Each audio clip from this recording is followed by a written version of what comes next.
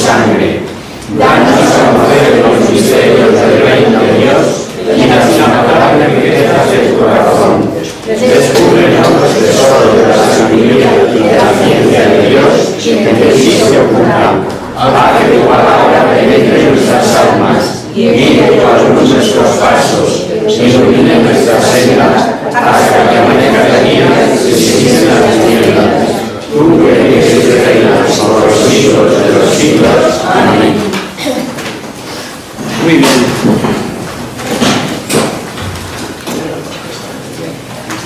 Pues vamos a continuar con lo poquito que nos queda de las cartas de San Pablo. No del curso, que tenemos curso hasta el mes de junio, si Dios quiere. Pero propiamente las cartas de Pablo acaban con esta, considerada su testamento, lo dijimos ya el otro día, que es la segunda carta a Timoteo. Y habíamos leído hasta el versículo 9 del capítulo 3, en donde decía aquello, bueno, que seguía exhortándole sobre todo a que fuera fiel a la doctrina, que sobre las pautas de conducta con las que se debía conducir. Y hoy damos un pasito más y empezamos leyendo en el versículo 10, del 10 al 17 de este capítulo 3 de la segunda a Timoteo. Vamos a ver, alguien que lo tenga. Tú, en cambio, has seguido mi enseñanza, mi modo de proceder, mi resolución, fe, paciencia, amor y perseverancia, mis persecuciones y sufrimientos, como los que pasé en Antioquía, Iconio y Listra. ¿Qué persecuciones hube de soportar? Pero de todas me libró el Señor. Y todos los que quieran vivir religiosamente como cristianos sufrirán persecuciones, mientras que malhechores e impostores van de mal en peor, engañando y engañados. Tú atente a lo que aprendiste y aceptaste con fe. Sabes de quién lo aprendiste y que desde niño conoces la Sagrada Escritura, que puede darte sabiduría para salvarte por la fe en Cristo Jesús.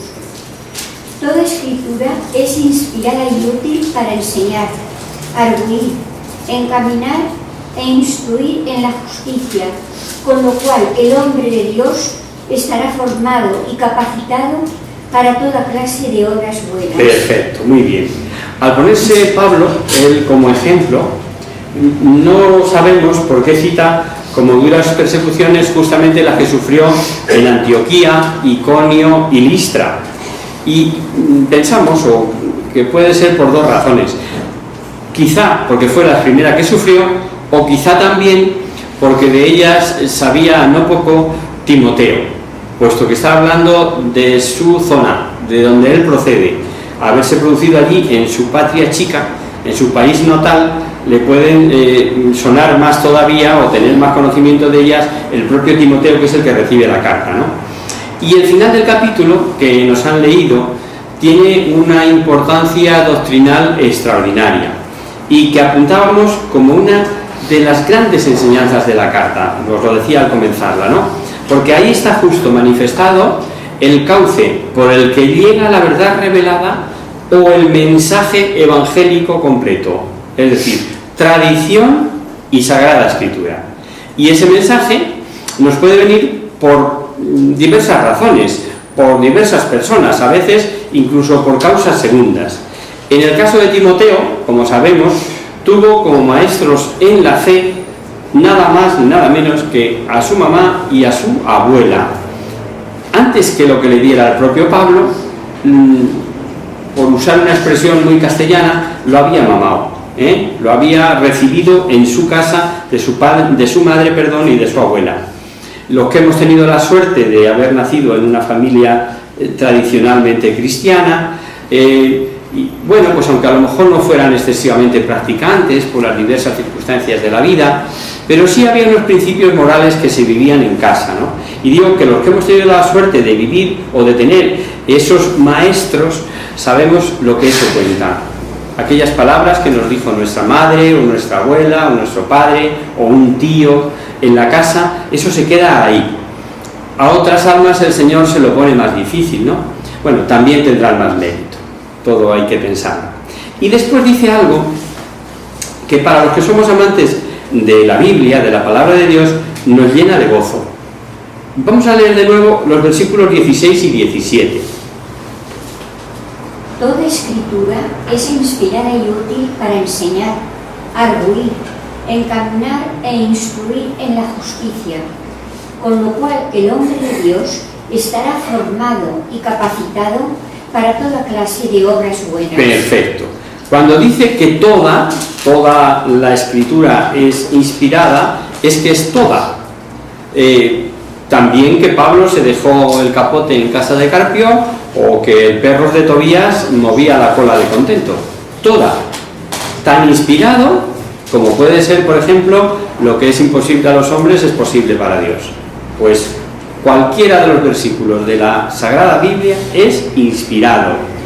Y porque la Sagrada Escritura, porque la palabra de Dios está muy por encima de cualquier otro libro piadoso, por muy piadoso que sea, o por muy profundo, o por muy bien escrito que esté, de ahí que sea el mejor para esto que hemos escuchado, para corregir, para exhortar, para arguir, eso quiere decir, para enseñar, para combatir errores, etcétera, etcétera. Por eso es más útil que ninguno. Y en el próximo capítulo, que vamos a leer ahora ya, el capítulo 4, entre otras cosas, nos dice esto que os comentaba al principio. Ve que se le acaban los días en esta tierra y donde profetiza su muerte. Vamos a leer hasta el 8, del 1 al 8 del capítulo 4. Otra voz. Yo te conjuro ante Dios y Jesucristo, que ha de juzgar a los vivos y a los muertos por su venida y por su reino. Predica la palabra, insiste oportunamente, arguye, reprende, exhorta con toda paciencia y preparación doctrinal. Pues vendrá tiempo en que los hombres no soportarán la sana doctrina, sino que llevados de sus pasiones y afán de oír sus novedades, reunirán en torno a sí multitud de maestros y apartarán los oídos de la verdad, volviéndose a las fábulas. Pero tú muéstrate vigilante en todo, soporta los trabajos y a la labor de evangelista cumple con perfección tu ministerio. Sigo. Sí. Yo ya voy a ser derramado en liberación y está muy próximo el momento de mi partida.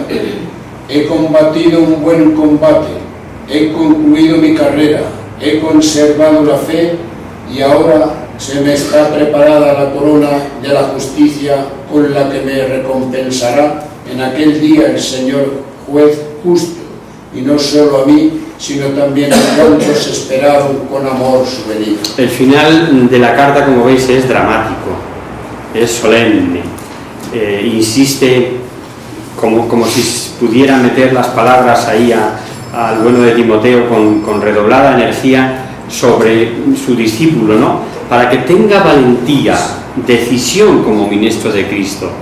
Ya dijimos que es el testamento, ¿no? Y le recuerda una verdad revelada de la que hoy no se suele hablar, y es que Cristo vendrá a juzgar a vivos y muertos e inaugurará su reino. Es algo que rezamos en el credo. La doctrina además aparece en varios lugares. Ya explicamos lo de vivos en el último día. La palabra que dice a Timoteo, la palabra, el mensaje evangélico, dice que lo haga a tiempo y a destiempo. O sea que, o dicho de otra manera, cualquier tiempo es bueno para hablar de Dios, para proclamar la palabra de Dios. Es que ahora no es oportuno. No, mira, aquí lo deja bien claro Pablo. No se trata de oportunidad, sino que hay que proclamarla. Y que no olvidemos que la fe entra por el oído, y que si aparentemente no ha dado fruto, ya lo dará. Eso no es algo que se vea en el acto e inmediatamente, queda en las conciencias de los que lo escuchan, y cuando menos a lo mejor se piense él, pues hace ese efecto, ¿no? Porque no es palabra suya, es palabra de Dios. Es probable que Pablo, a pesar de ponerlo así, vendrá un tiempo, se esté refiriendo a diversos tiempos según nuestra manera de hablar. Pero de referirse a un tiempo, habría que pensar que se refería a nuestro tiempo. Porque, fijaros, ¿quién soporta o quiénes soportan hoy la sana doctrina? ¿No abundan hoy los deseosos de novedades? ¿No surgen hoy por cualquier lado, regalando oído conforme a sus pasiones, cantidad de gente? Adulando, medio engañando, diciendo medias verdades, que no queden mal. Pablo prevé su martirio y nos da una muestra de su total confianza en el Señor. Y es que el Señor, que es justo juez, le premiará. Feliz el cristiano, felices nosotros, si fuéramos capaces de llegar al final de nuestra vida, al final de los años que el Señor quiera darnos, pudiendo decir esto con propiedad: he combatido el buen combate, he terminado mi carrera, he guardado la fe. Vamos, que nos apuntaríamos todos ya. Es cuestión de ponerse a ello. Y al final vamos a ver que son noticias personales. Leemos del 9 al 18.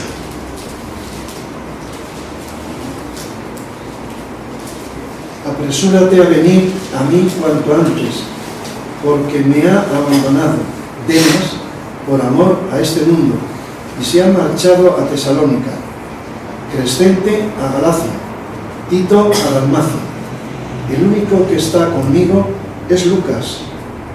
Toma a Marcos y tráele contigo, pues es muy útil para el ministerio. A Tíquico le he mandado a Éfeso. Cuando vengas, tráeme el abrigo que me dejé en Tróada, en casa de Carpo, y los libros, en especial los pergaminos. Alejandro, el herrero, me ha hecho mucho mal. El Señor le retribuirá según sus obras.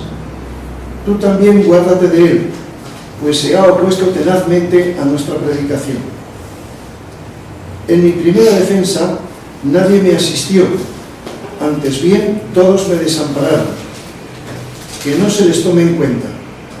Pero el Señor me asistió y me dio fuerzas para que, por mi medio, se proclamara plenamente el mensaje y lo oyeran todos los gentiles. Y fui librado de la boca del león. El Señor me librará de toda obra mala y me salvará guardándome para su reino celestial. A Él la gloria por los siglos de los siglos. Amén. En esa rigurosa cárcel romana, Pablo, ya le vemos, se encuentra aislado. Unos se han ido para cumplir diversas misiones apostólicas, otros es que le han dado la vuelta, o sea, que le han dado la espalda, perdón. Le han abandonado, por amor de este siglo, dice, ¿no? Hoy de esos los podíamos encontrar por cientos. Hasta no falta, en su despedida, esa mención a alguien que le ha hecho daño de manera personal, desamparado, sin que nadie le ayude en su defensa, gastado por la edad y los trabajos, debía sentir frío. Y el hombre se acuerda de su capote, se acuerda de su abrigo y dónde se lo había dejado, y pide, cómo no, sus pergaminos. Pero vemos que se sentía, a pesar de eso, lleno de fuerza en el Señor. Esa fuerza que el Señor le da de cara a los últimos momentos, ¿no? Dice que solo Lucas está con él y le pide que venga rápido, le mete prisa a Timoteo, pues si tarda a lo mejor no le encuentra. Se ve claro que está profetizando su martirio, su inminente martirio.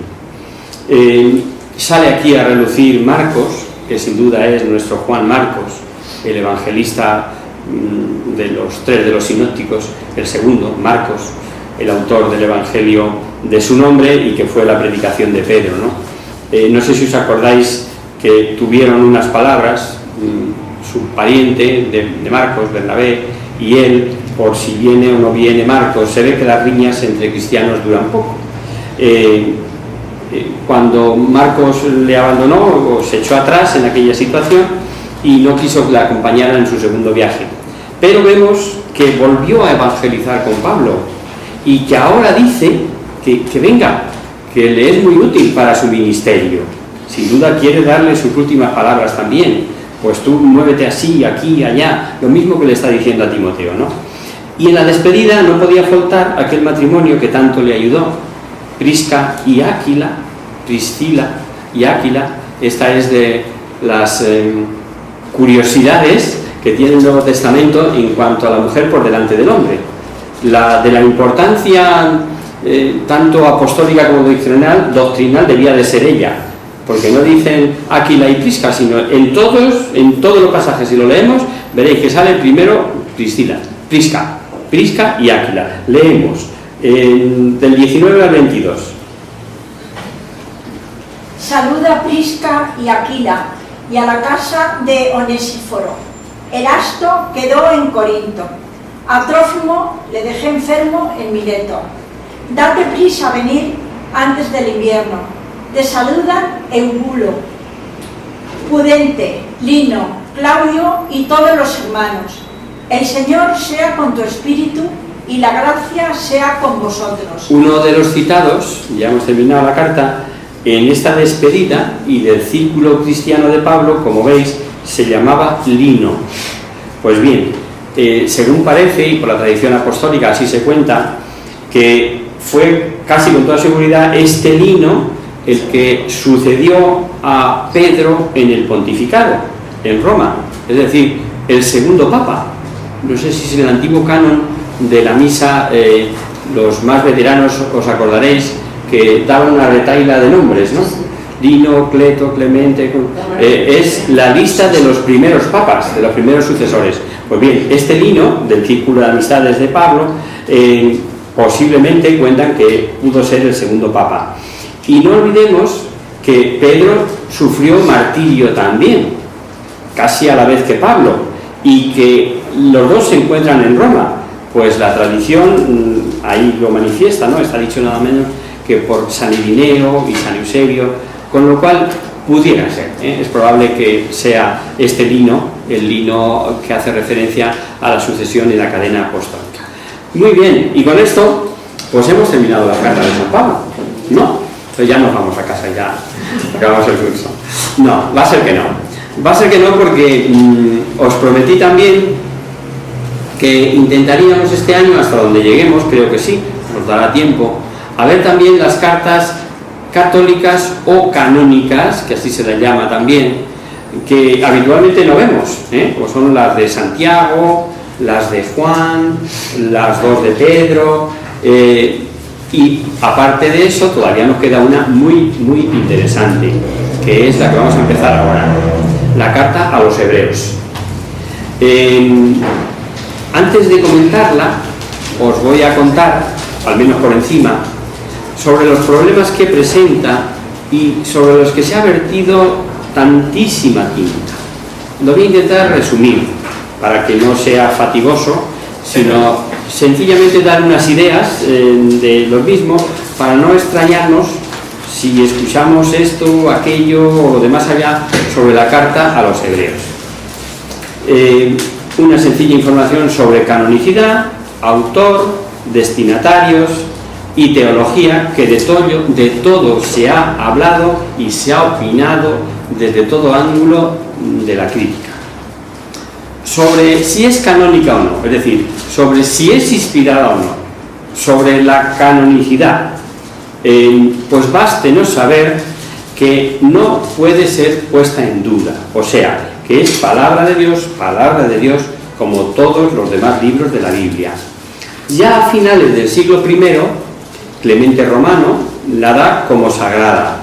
Igualmente San Justino, del siglo II, Orígenes, del siglo III. Y el decreto del Papa Dámaso la cita con los demás libros inspirados. Sabemos que es del 382. Podríamos dar citas y citas de santos, de concilios, el florentino, el tridentino, el Vaticano I, etcétera, en favor de su canonicidad.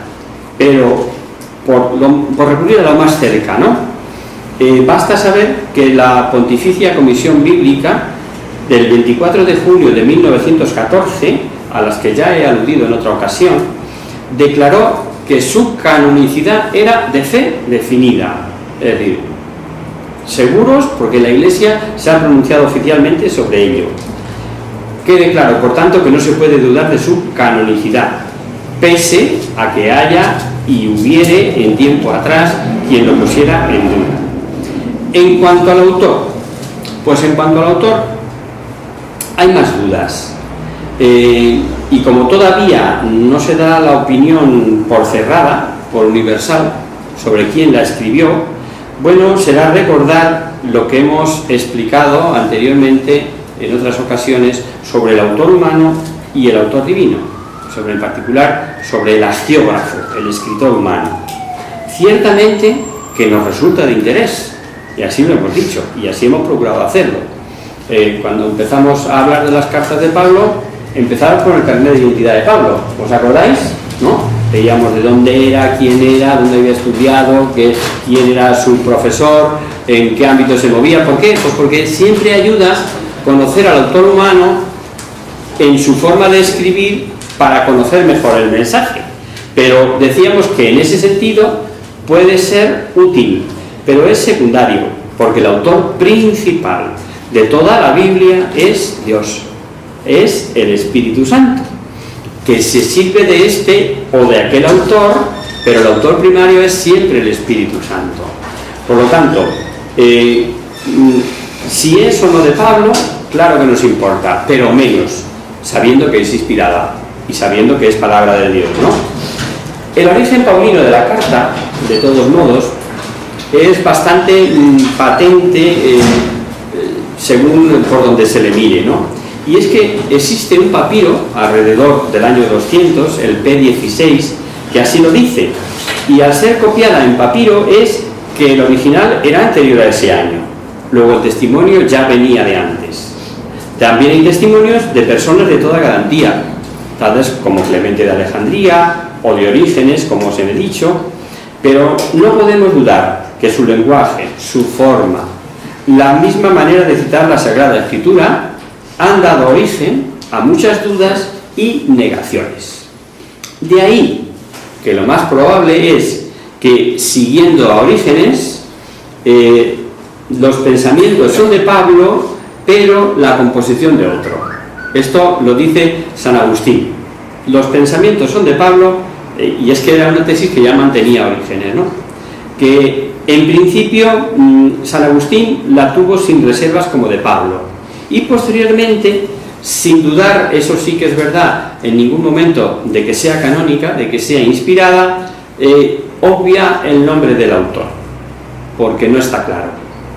Clemente Romano, del siglo I, ante los problemas que presenta de estilo, de forma, etc., cree que fue escrita, es una opinión más, ¿no?, por Pablo en hebreo, pero que después fue traducida al griego por San Lucas, por San Jerónimo, dice San Jerónimo en concreto.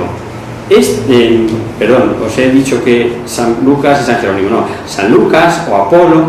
San Jerónimo dice en el siglo IV-V, esta carta que lleva por título a los hebreos la consideran como del apóstol Pablo, no solo las iglesias de Oriente, sino todos los escritores eclesiásticos de lengua griega. Y entonces San Jerónimo cita a las iglesias de Oriente porque a partir del siglo IV y a principios del V desaparecen también dudas entre los escritores de la iglesia de este lado, del oeste, la nuestra, la iglesia de Roma, la iglesia occidental. Solo mantuvieron dudas, y esto es verdad, los críticos anticatólicos, pues como casi siempre, ¿no? Hoy la mayoría se inclina en cierto modo en lo que ya os he dicho que decía Orígenes. El fondo es de Pablo, su contenido es paulino, pero el estilo y la forma es de otro. Y esto mismo, más o menos, es lo que viene a decir la Pontificia Comisión Bíblica en junio de 1914, al afirmar que el que Pablo sea el autor de la carta no exige necesariamente que sea él quien le dio la forma que hoy presenta. Eso dice la Comisión Bíblica. San Pablo, también hemos visto en las cartas que hemos estudiado, solía dictar a un amanuense. Eso no es nuevo para nosotros, ¿no? Pero También, y en esta ocasión, pudo dejar libertad de estilo, forma y expresión a alguien que hizo más que ser puro amanuense, una vez que hubiera recibido las ideas de Pablo. Sabiendo esto, dejemos que sigan estudiando, dejemos a los acatólicos que citen otras fuentes, como Bernabé o Lucas, o sobre todo Apolo. El de Apolo se lleva muchos votos por aquello de su origen alejandrino, que parece casar con el estilo de la carta, o la omisión del nombre de Pablo, así como los saludos finales, etcétera, etcétera. Claro lo del autor, ¿verdad? Vemos un poquito más, los destinatarios. Los destinatarios no podemos poner en duda que son los hebreos, porque contamos con los testimonios más antiguos, porque siempre y sin duda ha sido designada así ad hebreos, a los hebreos, que significa, o sabemos que es sinónimo de cristianos convertidos procedentes del judaísmo, ¿no? Si no los que eran llamados hebreos. Porque además queda claro con la simple lectura que los destinatarios conocían perfectamente el Antiguo Testamento, el templo, el culto mosaico, etcétera, etcétera. Y porque la forma de argumentar se acerca muchísimo a la argumentación propia del estilo judío, propia del estilo rabínico. Es posible que estos hebreos, para los que va destinada la carta, formasen en Palestina y en Jerusalén en concreto una comunidad ya más numerosa, jerarquizada, con sus dirigentes. Leeremos en el capítulo 13, por ejemplo: acordaos de vuestros dirigentes que os anunciaron la palabra de Dios y, considerando el final de su vida, imitad su fe, lo que supone que estaban en Jerusalén. Pasito más, teología. Hay plena coincidencia de pensamiento entre la doctrina que desarrolla y la que hemos venido estudiando hasta ahora en todas las cartas de Pablo sobre Cristo, sobre sus atributos, sobre la obra de la redención mediante el sacrificio de su propia sangre, sobre su humillación y exaltación gloriosa, sobre la impotencia de la ley para salvarnos y sobre todo la eficacia de la fe en la caridad. Son temas que hemos visto, temas que son propios de Pablo. Pues bien, en esta carta salen a relucir. También hay en paralelo, o muchos paralelos, sobre la escatología, igualmente sobre el valor de la Sagrada Escritura. En la parte moral, las semejanzas entre las exhortaciones y avisos de Hebreos y las demás exhortaciones que hace San Pablo son, hombre, no voy a decir igual, pero prácticamente iguales, son manifiestas. Es decir, que las semejanzas son muy, muy grandes. Por ejemplo, sobre el escándalo que se lee en el capítulo 10 y 12, pues es muy, muy parecido o semejante a lo que vimos en la primera carta a los Corintios o la que le hicieron en Romanos. En esta carta se carga más la tinta, y este es el distintivo de la carta, quedaros con esto, sobre la obra sacerdotal de Cristo. Eso es la médula espinal, el centro de toda la carta. Hay estudios muy interesantes comparando el texto de la carta con lo expresado por Pablo sobre Cristo como Dios, sobre Hijo de Dios, sobre imagen de Dios e igual a Él, creador y conservador, sobre la justificación por Cristo, sobre la fe que salva, sobre las virtudes teologales, Dios como autor de toda la Escritura, los pensamientos. También os he hablado de escatología, sobre el infierno, sobre el juicio, sobre la segunda venida, la parusía, etcétera, etcétera. O sea que es verdad que podemos decir con toda propiedad que es doctrina paulina 100%. Y con esto ya vamos a meternos de lleno con la carta. Como pórtico y de entrada, para que tuviéramos estas 4 ideas claras, leemos ya del capítulo 1, del 1 al 4, de Hebreos. Muchas veces y en muchas maneras habló Dios en otro tiempo a nuestros padres por ministerio de los profetas. Últimamente, en estos días, nos habló por su Hijo, a quien constituyó heredero de todo, por quien también hizo los siglos, que siendo la irradiación de su gloria y la impronta de su sustancia, y el que con su poderosa palabra sustenta todas las cosas, después de hacer la purificación de los pecados, se sentó a la diestra de la majestad en las alturas, hecho tanto mayor que los ángeles cuando heredó un nombre más excelente que ellos. Correcto.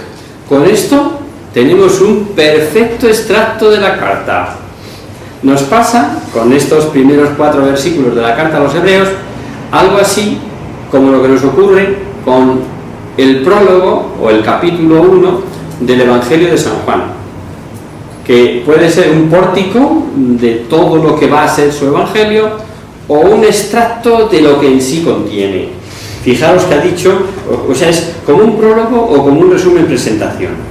Se presenta en visión sintética toda la revelación divina, contraponiendo el Antiguo Testamento, en que Dios habló repetidas veces y en varios modos, pero valiéndose de hombres, valiéndose de profetas. Eso quiere decir profeta, el que habla en nombre de, el que profiere, y la del Nuevo Testamento, en la que ya no hay intermediario, es el propio Dios, es el propio Hijo, cuyas prerrogativas exalta a continuación, ¿no? Y de una manera, pero tremenda, ¿no? Vamos a ir viéndolo. Él es el revelador de la última economía de la salud. Su mensaje superior y definitivo se contrapone al fragmentario que habíamos ido recibiendo por los profetas. Sobre si es de San Pablo, salvando estilo y forma de expresión, os habréis dado cuenta que el contraste entre las dos revelaciones, antigua y nueva alianza, y la de cantar las excelencias del mediador de la buena nueva, lo hemos visto en varios escritos de Pablo, de los que ya llevamos estudiados. Pero el padre Figar, a propósito de esto, y sobre quienes niegan la paternidad paulina, porque no menciona su nombre, nos remite a Santo Tomás, quien comprende las razones que tenía para que no figurase su nombre.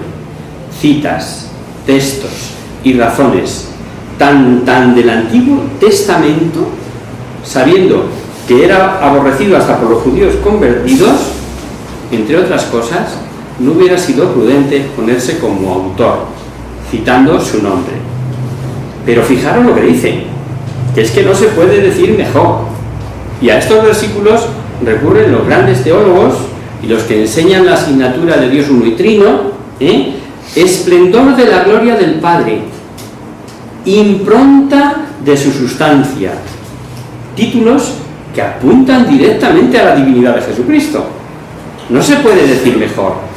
¿De qué otra forma podía el hombre en su lenguaje humano expresar la relación origen o procedencia del Hijo respecto del Padre y a su vez su consustancialidad con Él?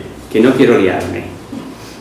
Si alguno habéis estudiado algo de la asignatura Trinidad, empieza con aquello de las procesiones, que yo la primera vez que lo oí, estos eran las de Semana Santa de Valladolid o las de Sevilla. No, están hablando de procesiones en cuanto a procedencia, ¿no? El Padre engendrado eternamente, el Hijo engendrado eternamente por el Padre ama al Hijo, el Hijo al Padre, y del Padre y el Hijo a la vez procede el Espíritu Santo, no el Hijo, o sea, el Padre del Hijo y el Hijo del Padre y el Espíritu Santo del Hijo por el Padre, que es en lo que nos diferenciamos con... Lo estoy metiendo en Trinidad y no tenía necesidad, pero bueno, ya que ha salido os lo aclaro. Es lo que nos diferencia de los hermanos de Oriente, de la Iglesia ortodoxa, el famoso filioque, que dicen en latín, ¿no? Es decir, nosotros, la Iglesia occidental, Roma, dice que el Espíritu Santo procede del Padre y del Hijo, así lo rezamos en el credo, ¿no? Y ellos dicen que el Espíritu Santo procede del Padre a través del Hijo. Fijaros qué tontería, ¿no? Es una pequeña matización, pero que ahí está, hasta el día que el Espíritu Santo nos haga caer del caballo y nos demos un abrazo como hermanos, que yo creo que está más cerca de lo que nosotros nos creemos. O yo por lo menos rezo para que así sea. Claro, que la idea es la misma que vimos en la segunda de Corintios o en la de Colosenses. Es una gozada pensar que nuestro Redentor, nuestro Señor Jesucristo, sea heredero de todo, dueño soberano de todas las cosas. También Juan nos dijo que por Él se ha hecho todo y sin Él no se hizo nada. Claro que toda creación es común a las tres divinas personas. Pero ya explicamos también esto, ¿no? Somos nosotros los que atribuimos a cada persona una función. El Padre Creador, el Hijo Redentor y el Espíritu Santo Santificador. Pues mire usted, que va a ser que no. O sea, es el único Dios, y entonces cuando el Padre crea, ahí está el Hijo y el Espíritu Santo creando. Cuando el Hijo redime, ahí está el Padre y el Espíritu Santo redimiendo. Y cuando el Espíritu Santo santifica, ahí están el Padre y el Hijo con el Espíritu Santo santificado. Esto que nos quede claro, porque no, es que no es de otra manera. Esto es la verdad de fe que creemos en cuanto a Dios uno y trino. Como conclusión de esta especie de prólogo, profundísimo en revelación, como estamos viendo, se hace notar la inmensa superioridad de Jesucristo sobre los ángeles. Atributo este de nombre sobre todo nombre. Es algo que vimos también, fijaros que vuelve a salir, en cuanto a dignidad y rango del Señor soberano y universal, que vimos en... A ver, pregunta para anotar. ¿En qué carta fue? En los Filipenses. En los Filipenses veíamos aquello de la adoración al entrar en el mundo y se le concedió el nombre sobre todo nombre. Curioso, ¿verdad? Que lo dijera Pablo en Filipenses y vuelva a salir ahora. Vamos a leer. Nos habíamos quedado en el 4, pues ahora leemos del 5 al 14.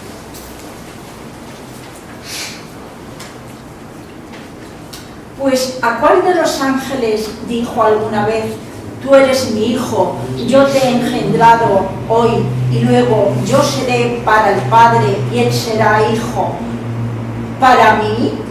Y cuando de nuevo introduce a su primogénito en el mundo, dice: adórenle todos los ángeles de Dios. De los ángeles dice: el que hace a sus ángeles espíritus y a sus ministros llamas de fuego. Pero al Hijo: tu trono, oh Dios, subsistirá por los siglos de los siglos. Cetro de equidad es el cetro de tu reino. Amaste la justicia y aborreciste la iniquidad. Por eso te ungió Dios con óleo de alegría sobre tus compañeros. Y tú, Señor, al principio fundaste la tierra, y los cielos son la obra de tus manos. Ellos perecerán, pero tú permaneces, y todos como un vestido envejecerán, y como un manto los envolverás, y como un vestido se mudarán, pero tú permaneces el mismo, y tus años no se acabarán. ¿Y a cuál de los ángeles dijo alguna vez: siéntate a mi diestra mientras pongo a tus enemigos por escabel de tus pies? ¿No son todos ellos espíritus administradores enviados para servicio en favor de los que han de heredar la salud? ¿Quiénes son los que van a heredar la salvación? A lo mejor nosotros, ¿no?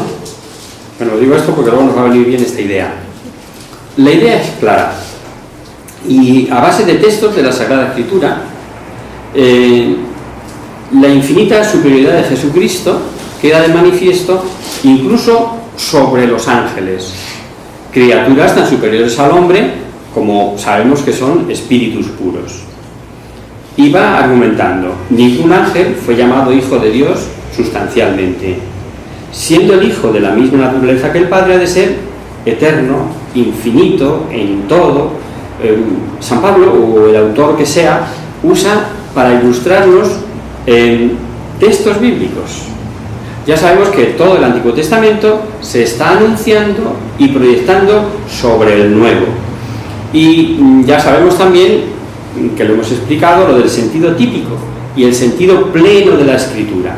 Pues aquí salen citas de Salmos, del 2, del 8, de la segunda de Samuel, textos enlazados.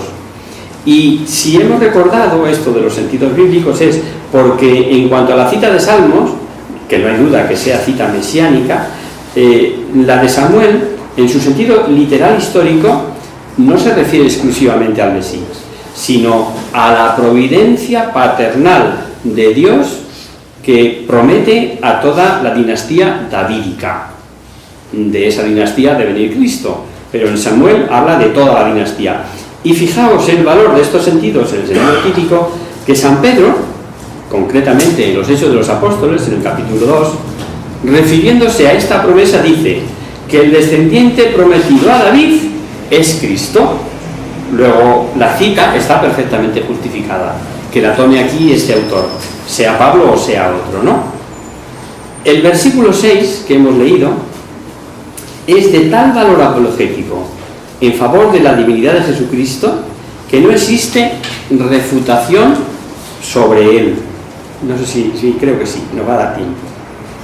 Ni siquiera por los que van en contra, los testigos de Jehová, que son los únicos que hoy, llamándose cristianos, niegan la divinidad de Jesucristo. En un encuentro con ellos les decíamos que si la Biblia dice que a Jesús le adoren hasta los ángeles y que esa orden es del Padre, lo que no admite duda, y que el culto de adoración es exclusivamente para Dios, es que Jesucristo es Dios.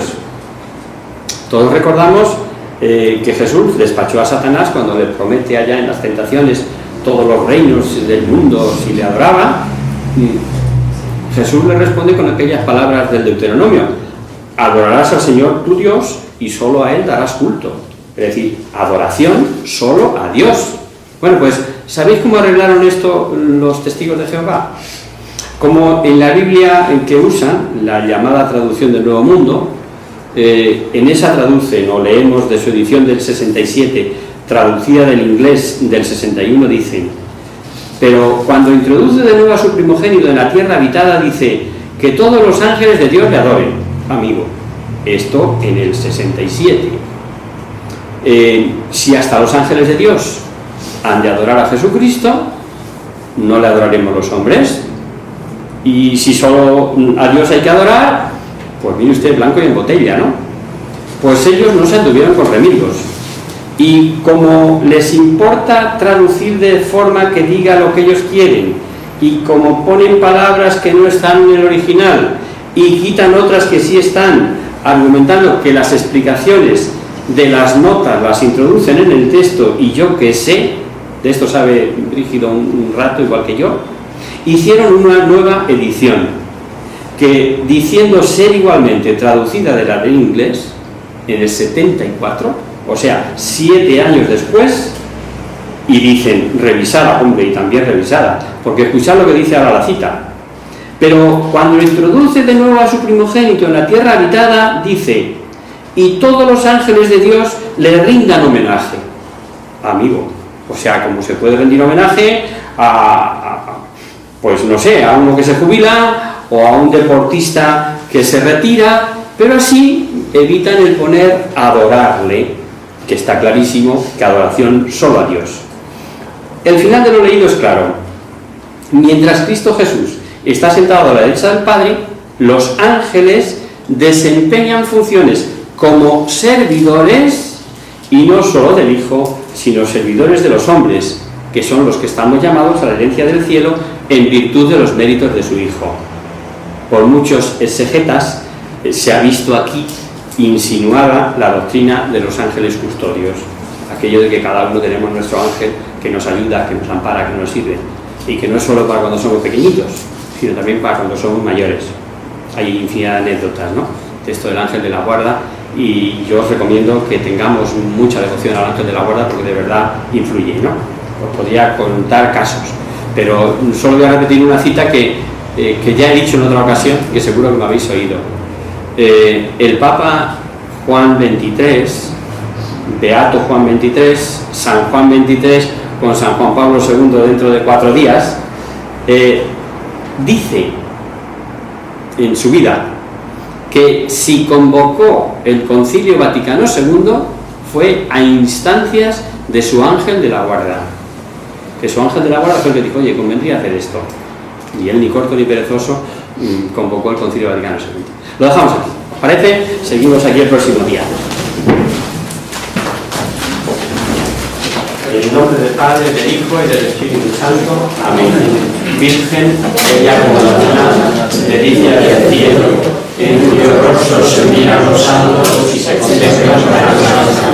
Haz que nosotros, tus hijos, nos acercamos a ti, y que nuestras casas más perfectas que no te caerán los años, sino que brille en la eternidad. María, el sol del cielo, despierta la vida, la vida y la muerte, e ilumina los espíritus que hay en ellas, reflejándote el rostro de tus hijos,